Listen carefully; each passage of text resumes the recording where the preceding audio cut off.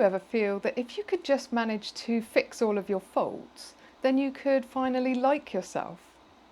That's how I always felt, but I've discovered a better way, and I want to tell you about it. So one of the reasons for starting this channel was for self-reflection and self-discovery, and then sharing what I find in the hope of being able to help other people. And I think that this is a good subject for that. So one of the things that I've discovered about myself is that I've probably been hiding, or at least minimising, some parts of my personality because of the worry that I may be a bit too much or a bit too intense for some people. And if I have been doing that, I'm sure it would have been for a good reason, like helping me to hold down a job without getting into trouble, and having friends without offending people.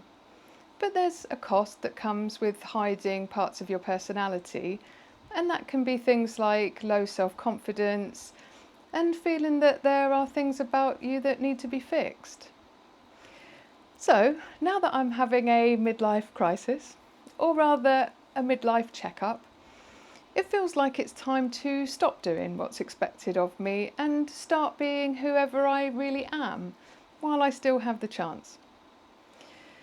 And being who you really are means not trying to fix yourself. So if you've been following my videos, you might already know that I've been exploring the idea of neurodiversity. And I think some of the things I've been trying to hide or fix are related to that. But I think that this could be relatable to anyone who's been holding back or trying to change certain aspects of their personality for the sake of other people. So I think I knew from quite a young age that I was a bit different, but like most young people, I didn't want to be a bit different. So I learned how to act like everyone else so that I could fit in and have friends and not be left out. So I wonder if anyone else can relate to that. And if you've been rejected for your differences, it's bound to be a bit harder to like those aspects of yourself, even if you're old enough to know better now. So now that I've realised the reasons for some of those differences, it's been helping me to start accepting them and to realise that I don't need to fix them.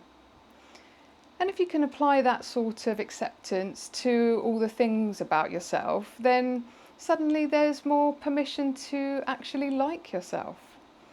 And people who like themselves tend to attract more people than those that don't like themselves. So ironically, if you hold parts of your personality back because of the worry that other people won't like them, you could actually be harming your chances of having good connections with other people instead of increasing them. So what do I do to try and stop holding back? So it's a challenge because I haven't been hiding things consciously, so I don't actually know what I've been hiding, if I have been hiding things. So I've been trying to pay attention to that over the last few weeks, and I've come up with a few answers. So I often hold back the fact that I have a lot of questions when I'm around other people, and pretending that I don't have those questions creates a bit of inner turmoil in me. And I've often got a lot more that I want to say, but I don't say it because people might not want to hear it. And again, that creates some inner turmoil because those words want to come out. And I'm a perfectionist, and often nothing is ever quite good enough for me. And I often tone that down for other people, but I'm still quite critical of myself. I don't let people know when I'm feeling uncomfortable in a situation because I don't want to seem like I'm making a fuss or I'm weak in some way. And that's another thing that creates some inner turmoil. So I think I can see a bit of a theme going on there. Holding back parts of yourself creates inner turmoil, and that can't be a good thing. But if I can learn to like these parts of myself, I'll be less afraid of them, less inclined to try and hide them, and then hopefully a more relaxed, authentic and likeable person overall. So that's what I've been working on, and it's been going quite well. I do think that as I've got older and become more confident in myself, I've probably been less inclined to hide things anyway.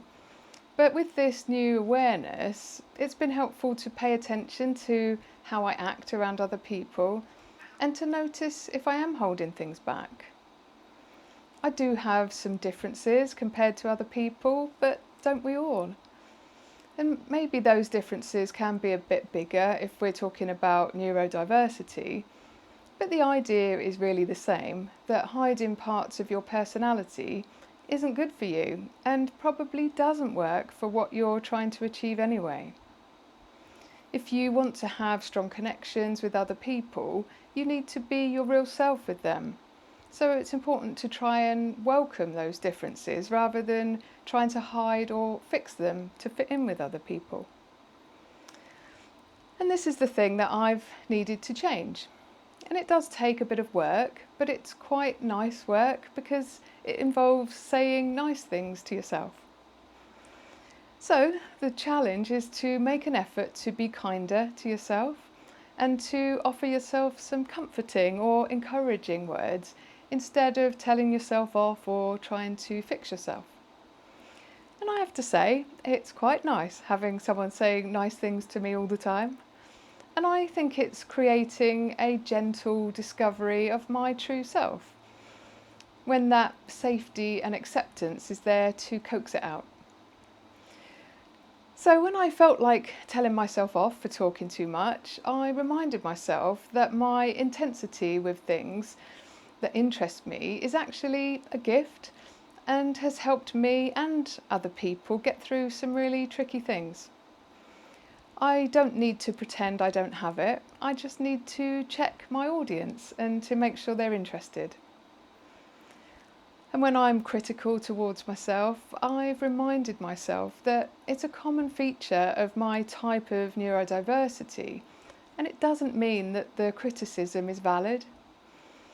And I can't help being a perfectionist, and it does actually have a lot of benefits. But I can be more aware that it naturally comes with criticism, and I don't have to take that criticism personally. I can just try to understand it for what it is. And I already knew that I struggled with perfectionism, and I had been trying to find a better balance instead of getting stuck with nothing ever being quite good enough. Because I know that it does stop me from trying new things or feeling good about what I've achieved. And I know that I've made some progress with that already because the old me would never have been able to put out a video on YouTube because it would never have been good enough. So I know my videos aren't perfect, but I put them out anyway. So I'm quite proud about that.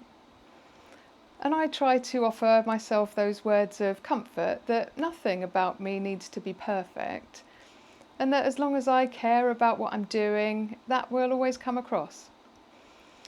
And in fact, I know that when I'm watching other people's videos, I quite like to see that they're not perfect, because it makes them feel more relatable. So maybe imperfect is actually better for some things. I've also been trying to be kinder to myself if I'm feeling uncomfortable in social situations. I still don't necessarily tell other people, but if I need to quietly leave, then I quietly leave. Or if I need to ask for a different seat, I ask for a different seat. It's just a small change of accepting myself for those things rather than wondering what's wrong with me. So they're just small, gentle changes in attitude, but I've already noticed that I'm a bit more open to offering my ideas at work when I have them. And I've also been a bit more open to telling people when something is a bit too much for me, like if a room is a bit too noisy or the lights are a bit too bright. And nothing terrible has happened. And actually most people respond quite kindly to someone asking for some help. So if you like the sound of that, then the fundamental guideline behind it is no more unkind words to yourself and no more hiding. Unkind words always bring people down, and if you're like me, you wouldn't dream of being unkind to people on purpose. So don't be unkind to yourself on purpose. If you treat yourself in the same way that you'd treat someone that you like, you may find that the result of that is that you become someone that you like. I enjoy saying nice things to other people, and now I also enjoy saying nice things to myself. So I challenge you to make that a habit for yourself too. We all need someone saying nice things to us to help brighten our day, so why not be that person yourself and don't wait for someone else to do it. Make it a habit every day, at least one nice thing to someone else and one nice thing to yourself. So I'll start. I want to let you know that I appreciate you for watching this video. It really means a lot that you've taken the time out of your day to watch, and I don't take that for granted, so thank you. And I'll say well done to me for making this video. I know I worked hard on it, and I didn't stop until it was finished. And it's not perfect, and I'm proud of that. So I hope you've been inspired to be yourself and to like yourself and to say nice things to yourself and to other people. And I hope you've taken something useful from this video. But I think that's all for this time. So thanks for watching, and I hope to see you next time. Bye.